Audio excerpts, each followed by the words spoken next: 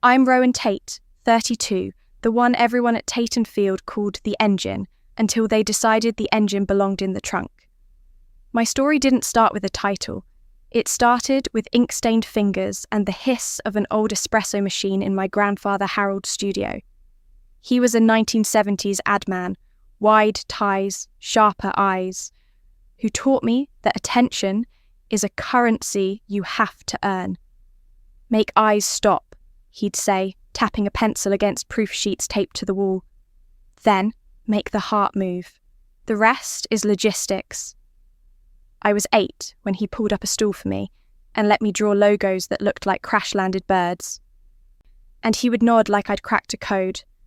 That room smelled like ink and hope.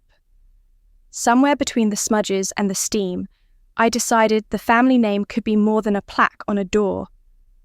By the time I came back from college, design and business, because Harold said one without the other is just a coin spinning forever, Tate and Field had become a relic. Dusty print buys, a Rolodex of loyal but aging clients, and a website that loaded like a confession. I didn't ask permission. I updated our pitches, rebuilt our creative process around outcomes, not deliverables. I hired obsessively, young designers with a painter's eye and a hacker's patience. We moved into digital with intention, performance models that told clients exactly how many eyes stopped, how many hearts moved, and how many wallets opened. We didn't sell pretty. We sold proof. The campaign that tore open the sky for us was Metro Pulse, a kinetic visual identity for a citywide arts festival. Neon grids, motion-triggered billboards, copy that was all cadence and grit. It wasn't just seen. It was shared in the kind of group chats where taste is a blood sport. Awards followed, but the best metric was the crowd outside the festival gates, bigger and earlier each night. Clients started asking for the pulse effect, and they signed checks without flinching at our rates. My parents, Victor and Elaine, handled the finances, pretended to frown at my budgets, and then quietly raised the ceilings. Then came Meridian Crown hotels. I studied them the way surgeons study scans. Their brand anxiety lived between luxury and loneliness. They wanted to feel human at scale. I built a pitch that matched their rhythms, cinematic hero spots anchored to modular digital sequences, variable copy for morning travelers and midnight arrivals, a colour system that warmed as the day cooled. In a glass conference room that smelled like lemon polish and inevitability, their marketing director, Morgan Vale, asked the questions that cut to the bone and waited for me to flinch. I didn't. I knew the conversion math, the lift curves, the story beats. When Morgan finally shook my hand on a $10 million contract, the largest in our history, my phone buzzed with a dozen congrats before I'd even cleared the lobby. I thought, Harold would have loved this. A week later, in our Kansas City backyard lit with Edison bulbs and hovering gnats, my father tapped his glass for quiet. It was supposed to be a holiday toast. Neighbours, cousins, a few clients who were really friends. I stood near the grill with smoke threading my hair, letting myself feel proud for once instead of useful. Victor lifted his chin with a practiced smile. "We've decided the future of Tate & Field," he announced. "It's time for new leadership." I straightened instinctively. He turned to my brother. "Damon will serve as CEO." There are moments when the air changes shape. The way people blinked told me they had been prepared for this, just not for me. Damon, MBA, 0 trenches, leaned back with a grin that never reached his eyes. Laughter skittered across the patio. Polite claps tapped like rain against metal. I heard my name in whispers paired with words like artsy and visionary, as if those were reasons to put me under glass. "Dad," I said, not loudly, "but the way you say the beginning of a sentence you don't plan to finish." I built Meridian Crown. I built our pipeline. I run the work. Victor lifted a hand like a stop sign. You are brilliant at creative. Damon understands strategy. You'll report to him. Elaine didn't meet my eyes. She sipped and nodded in small, apologetic motions, like she could smooth the air into consensus. Damon finally looked up from his phone. I've got the big picture.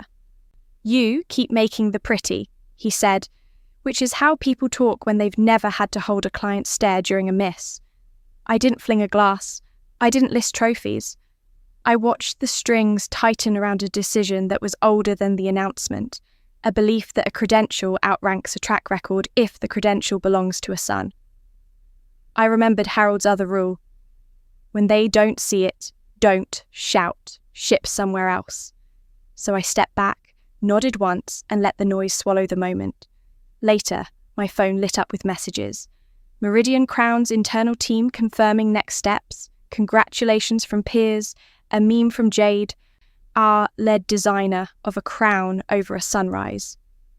The irony stung and steadied me at the same time. I set the phone face down and counted my breaths. If they preferred a title to a result, they could own the cost. I wouldn't rescue them from the math. Damon's first day as CEO was a show. He strolled into Tate & Field wearing a tailored suit too stiff for our creative floor, carrying a leather folio like he was about to negotiate oil futures. The staff gathered in the open workspace, mugs in hand, half curious and half anxious. Damon stood where I usually did, by the wall of campaign mock-ups, and clicked his presentation remote with the swagger of someone who believed PowerPoint was strategy.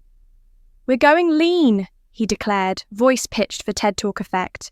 High-frequency content, AI-first templates, measurable touch points, no more bloated production budgets. Efficiency is the new creativity. My team exchanged looks over the rims of their mugs. Jade, our lead designer, raised one eyebrow at me, the way you do when you hear a mechanic suggest duct tape for an engine block. Damon clicked to a slide filled with buzzwords. Automation, reach, scale, disruption. He called our award-winning campaigns artsy indulgences. He promised stock-heavy ads that any intern could tweak. I wanted to laugh, but Jade's pen snapped between her fingers before I could. It didn't take long for the cracks to show. Within a week, Damon cancelled the premium video shoot I'd secured for Meridian Crown. He replaced our seasoned production crew with a discount freelancer team that showed up without half the gear, missed permit deadlines, and delivered footage with soundtracks that buzzed. Beatriz Santos, our trusted print supplier, called me furious. Rowan, your brother downgraded to bargain stock. My presses can't make cheap paper look like velvet. This campaign will feel like a motel brochure. Clients noticed. Meridian Crown's marketing director, Morgan Vale, sent a pointed email. The revised layouts look inconsistent. Visual tone is drifting. Are you still steering this? I stayed late one night, restoring the original designs Damon had gutted and shipped them directly to Morgan's inbox. I didn't even sign my name. The work spoke for itself. But Damon found out. He stormed into my office the next morning, dropping the printouts of my revisions on my desk like evidence in a trial. What's this? You're going behind my back? I'm saving the deal you're gutting, I said, meeting his stare without flinching. These layouts are why Meridian Crown signed. Stock images are cheap. Cheap is not luxury. He smirked, leaning on my desk like he'd already won. You're not the boss, Rowan. I am. Stick to your role. His words stank of borrowed authority, the kind that doesn't come from earning, but from being handed. But there was more beneath his arrogance. That night, Jade forwarded me a scanned memo Damon had quietly circulated. It was a set of bylaw amendments my father Victor had signed off on, bypassing any board vote.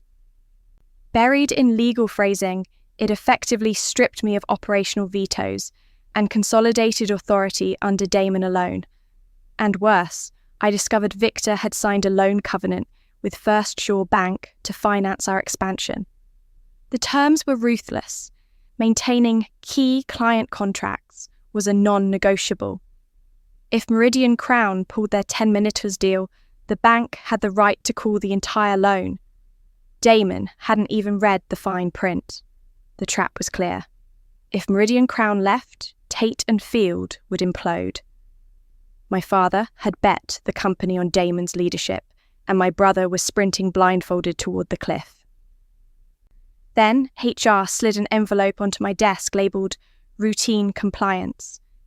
Inside was a non-compete reaffirmation and an IP ownership rider, documents designed to bind my personal sketchbooks, strategies, even my private client notes to Tate and Field.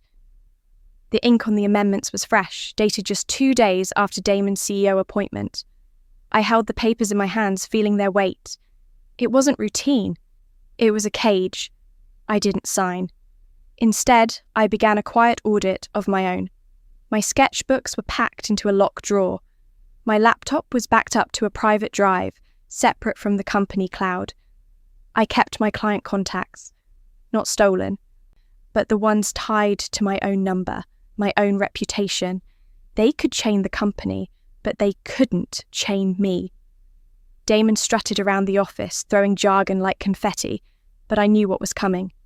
The Meridian Crown campaign wasn't just creative, it was the hinge on which the company's survival swung. And my brother was too busy posturing to see the hinge was rusting under his grip. I told myself one thing. I wouldn't sabotage him, but I wouldn't save him either. The breaking point came faster than even I expected. Meridian Crown's launch hinged on a cinematic TV spot, a polished, 30-second jewel designed to capture the hush of luxury before the crescendo of travel. Weeks of research, late nights, and countless drafts had led to that single piece of storytelling. It was the anchor, the reason they signed the $10 million contract in the first place. On a grey Tuesday morning, Damon gathered the staff in the conference room. He stood at the head of the table, sleeves rolled, voice sharp with feigned confidence. "Effective immediately," he said. "We're cancelling the television production. Too expensive. We'll pivot to radio ads. Faster, cheaper, higher frequency." The silence that followed was suffocating. My designers stared at me, waiting. I rose slowly, my palms pressing the table. "Damon, that spot is the centerpiece. Meridian Crown didn't just sign for reach. They signed for presence. You can't sell luxury with discount sound bites." He folded his arms, lips twitching with that same smug grin I'd seen at the family party. "I'm the CEO. Radio is efficient. They'll adapt." "They won't," I shot back. "This isn't about impressions. It's about immersion. You don't pitch a 500 a night suite with a jingle between car insurance commercials." Damon leaned forward, lowering his voice. "You're emotional. I'm practical. Stay in your lane." That night, Morgan Vale's email landed in my inbox like a hammer. We were clear about our expectations. The TV campaign was non-negotiable. "This radio substitute feels off-brief and beneath the brand. Clarify immediately." I stared at the screen, pulse thudding in my ears. Damon's gamble wasn't just reckless. It was a direct breach of contract. I compiled everything: supplier complaints, missed deadlines, Jade's testimony, Beatrice's warnings about downgraded stock, even the bank covenant clauses I'd unearthed. I walked into Victor's office with the dossier. "Dad, this is destruction in real time. If Meridian Crown walks, First Shore can call the loan. We'll lose the agency." Victor leaned back, pinching the bridge of his nose like the weight of the world was pressing there. "Rowan, Damon's the CEO now. He has to make tough calls. You need to cooperate." "Cooperate?" My voice cracked sharp against the oak-panelled office. "I've been the spine of this agency for 10 years. I've kept it alive through grit, not spreadsheets. And you're telling me to cooperate while he burns it to ash?" Elaine appeared in the doorway, her hands gripping a wine glass she hadn't set down since dinner. "Please, Rowan, for the family. Unity matters more than—" I cut her off. "Unity without trust is just silence." Damon's smirk lingered even when I confronted him. "You would report to me," he said, like a teacher scolding a stubborn child. That night, I made my decision. I drafted my resignation letter with surgical precision. No theatrics, just facts. I attached a refusal to sign the routine compliance paperwork HR had tried to slide past me. I listed the items that were mine: my sketchbooks, my journals, my private client notes. I handed the letter to Victor's secretary the next morning and walked past Damon without a glance. But the story didn't end with my exit. As I packed my office, my phone buzzed with a forwarded email from an anonymous sender. Subject line, FYI. Inside was a confidential memo from Damon's desk. Authorization of a persona pack initiative, which amounted to scraping Meridian Crown's loyalty program data, names, travel histories, even room preferences to build ad targeting models. It was illegal, unethical, a privacy grenade waiting to detonate. I didn't touch it, didn't forward it, didn't warn anyone. That wasn't my battle anymore. Hours later, Morgan called my personal line. His voice was taut but careful. "Rowan, I trusted your vision. Tell me, are you still steering anything at Tate and Field?" I closed my eyes, forcing air into my lungs. "I can't speak for them anymore, Morgan." A pause, then quietly, "That's what I was afraid of." I hung up and stared at the skyline outside my window. Kansas City looked different now. Harder, colder, but sharper too. I'd walked away, yes, but the real implosion hadn't even started yet. The implosion came like thunder after a long, heavy silence. 2 weeks after I walked out, Meridian Crown's lawyers sent a formal suspension notice. Their letter was sterile. But every word cut deep. Failure to deliver contracted media assets to agreed production standards. Pending corrective action, we are halting disbursements. Translated, no money, no trust, no patience. And with that, the bank covenant I had warned about began to rattle like a landmine under the floorboards. On social media, the fallout spread like fire. Customers mocked Tate & Field's new work. Flat stock images pasted over gradient backgrounds, slogans recycled from budget motel chains. A Kansas City blogger published a scathing article titled "From Neon to Beige: The Decline of Tate and Field," with side-by-side comparisons of my Metro Pulse campaign and Damon's generic templates. The comments were brutal, clients tagging each other, whisper networks turning into public shaming. Inside the office, Jade sent me a text at midnight. "I can't do this anymore. He slashes every design until it looks like clip art. I quit tomorrow." She did, and 2 strategists followed her within the week. Beatrice, our supplier, left a voicemail dripping with exhaustion. "Rowan, I can't keep sending premium stock when your brother won't pay invoices. He's 3 months late, and the replacements he orders are garbage. I'm cutting ties." The collapse wasn't just visible, it was audible. Phones that once rang with opportunity now rang with demands for overdue payments. Clients stopped returning calls. Vendors demanded cash up front. First Shore Bank sent a covenant monitoring letter reminding Victor that any breach could trigger immediate repayment of the loan. Victor tried to hold the seams together. I heard through a former colleague that he spent hours pacing conference rooms, dialing contacts, promising Damon just needed time. Damon, meanwhile, doubled down on his delusions. He pitched hasty decks stuffed with metrics stolen from marketing blogs, CTR projections, ROI multipliers, that collapsed under the first client question. Meetings ended in polite refusals, and his temper grew brittle. Then came the whisper that turned a failing storm into a legal one. Meridian Crown's compliance team caught wind of Damon's Persona Pack initiative, the very memo I had seen but left untouched. Data scraping, unvetted, invasive. For a luxury brand that lived on trust, it was poison. Morgan forwarded the findings to his board, and within days, Meridian Crown froze all collaboration. The scandal wasn't public yet, but word spread through industry corridors. Tate and Field had become shorthand for carelessness. Victor called me first. His voice cracked through 3 voicemails. "Rowan, please. Things aren't going well. We need your steadiness. Come back. Help us steady the ship." Elaine's text followed, softer but no less desperate. "Your father's breaking under this. I know we made mistakes. Please, talk to us." I stared at my phone until the screen went black. Their pleas pressed on my chest like weights. But the memory of that backyard toast, of Victor lifting Damon's name over mine, burned hotter. One evening, there was a knock at my apartment door. I opened it to find Victor, his face pale, his hands trembling.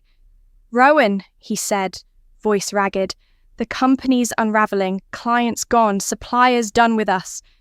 The bank is circling. You can fix this. You're the only one who can." I crossed my arms, the door frame steady against my shoulder. "No, Dad. Damon's the CEO. You made your choice." He flinched as if I'd struck him. "We thought his MBA, his strategy—" "Ask your CEO," I cut in, my voice colder than I felt. His eyes watered, but I didn't step aside. After a moment, he turned and walked down the hall, his footsteps echoing with finality. That night, in the quiet of my apartment, I opened a blank document. The cursor blinked like a heartbeat. At the top, I typed, "Signal and Slate." The name looked wrong, too brittle. I deleted it and wrote, "Shoreline and Signal." It felt right. Harold once told me, "The shoreline catches the eye, the signal keeps them moving." That would be my compass. I closed my laptop and sat in the dark. Tate and Field was dying, maybe already dead. But I wasn't. Shoreline and Signal was born in a brick-walled loft in Kansas City's Crossroads Arts District, a space that still smelled faintly of clay and paint from the artists who'd rented it before me. The rent was cheap, the windows drafty, but when sunlight spilled across the scarred hardwood floors, I felt possibility breathing through the cracks. My first call was to Priya Nayar, an old mentor from grad school who had built her own boutique firm in Chicago before selling it at a peak. She had the strategic spine I lacked, the financial acumen to keep our pulse steady. When I told her my plan, she didn't hesitate. "Rowan, you're not just running from something, you're building towards something. I'm in." Jade was next. She walked into the loft with a sketchbook under her arm, and exhaustion etched into her shoulders. "This feels like the old days," she whispered, running her hand along the brick. She set her sketchbook on a table, flipped it open, and immediately began sketching ideas for a client we didn't even have yet. That's how I knew Shoreline and Signal already had a heartbeat. Our first pitch was for a local tech startup desperate to stand out in a crowded field of faceless apps. We built Spark Unleashed, a campaign where colour moved like choreography and copy struck like percussion. Billboards pulsed with LED backlighting synced to phone notifications. Digital ads mirrored that rhythm, creating a sense of anticipation that made viewers lean in. Within weeks, their downloads doubled, and social chatter branded them the company with the heartbeat. The startup CEO called it game-changing. Word spread fast. Rowan Tate wasn't buried with Tate and Field. She had returned sharper. Old clients began to circle back. A national retailer we once courted at Tate and Field emailed me directly, "We miss your boldness. Pitch us something." I met them in a coffee shop, not a boardroom, with a concept sketched on napkins. A hybrid campaign blending TikTok microads with striking urban billboards. They signed within days. Even Beatrice Santos, our supplier who had sworn off my family, called me. "If it's your agency, Rowan, I'll send the good stock again. No questions." But the call that mattered most came from Morgan Vale. We met at a quiet hotel bar, the irony not lost on either of us. He looked older, more tired than I remembered, his tie loosened like a man carrying too many storms. "Rowan," he said, swirling his drink, "I trusted your vision. What happened at Tate & Field was chaos, but Meridian Crown still needs what you promised us." I slid across a sleek storyboard I'd stayed up 3 nights refining. Privacy first, data ethics, cinematic visuals, a tagline stripped back to something simple, almost poetic: escape to morning. It wasn't a promise of excess, it was a promise of beginnings. Morgan studied the boards for long minutes, then finally nodded, a smile cracking through his guarded face. "This is what we wanted all along." The contract was smaller, 5 million, not 10, but it was mine. Ours. Shoreline and Signal would deliver it with no interference, no family politics, no shortcuts. 2 months later, at the Midwest Ad Forum, the industry buzzed with whispers. My rival, Lennox Shaw, raised his glass in front of a crowded room of executives. "Craft beats credential," he said, gesturing toward me. The phrase spread across LinkedIn within hours, tagged to photos of me standing by Shoreline and Signal's first campaign banners. In the back row, I caught sight of Victor. His face was pale, lips pressed tight. Elaine wasn't there, but later she sent me a text. "We're proud of you, even if it hurts." I didn't respond. Meanwhile, trade journals dissected Tate & Field's unravelling. One feature called them a cautionary tale in governance. Buried in the article was a damning note, evidence of unvetted data practices under new leadership. Damon's name was attached. His credibility was crumbling, just like the agency. When Morgan emailed me after seeing Shoreline and Signal's first cut of the Meridian campaign, his words were simple: "The work feels like air." For the first time in months, I closed my laptop and let the silence feel like victory. The end of Tate & Field didn't come with a bang. It came with a notice buried on page 3 of the Kansas City Business Journal. Tate & Field Files. Chapter 7: Bankruptcy. A half-inch column, nothing more, announcing the liquidation of everything my grandfather Harold had built in 1975. A former colleague texted me a photo of the auction list. Office desks, light kits, computers, coffee machines, and at the bottom, in small print, Lot 72, drafting table, vintage oak, heavily used. Harold's table, the same one I had once perched on as a child, my crayons bleeding across campaign drafts. Damon had let it be reduced to an asset, a line item. I bought it back quietly through a proxy bidder. No fanfare, no statement. When the table arrived at Shoreline and Signal, scratched but sturdy, I placed it against the window where morning light fell strongest. I ran my hand across the grooves Harold had carved into the wood, each one a scar from a pencil pressed too hard, each one a reminder of why I'd started.